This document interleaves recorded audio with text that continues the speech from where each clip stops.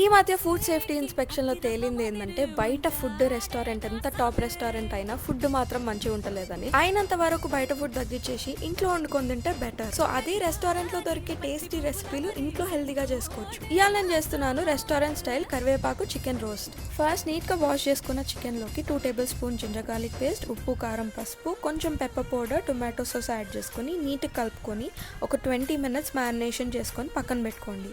Next ఒక కడాయిలో కొంచెం నూనె పోసుకొని దాంట్లో ఒక 4-5 పచ్చిమిర్చీలు, కొంచెం కరివేపాకు బాగా ఫ్రై చేసుకొని అవి కూడా తీసి పక్కన పెట్టుకోండి. ఇప్పుడు అదే కడాయిలోకి ఇంకొంచెం ఆయిల్ వేసుకొని మీరు మ్యారినేట్ చేసుకున్న చికెన్ని ఇందులో నీట్గా యాడ్ చేసేసుకోండి. ఇప్పుడు స్టవ్ని సిమ్లో పెట్టుకొని ఒక 10 to 15 మినిట్స్ దీన్ని బాగా కుక్ చేసుకోవాలి. దీంట్లో ఎక్స్ట్రా వాటర్ యాడ్ చేసుకునే అవసరం లేదు, చికెన్ నుంచి వచ్చే వాటరే దీనిలోకి సరిపోతుంది.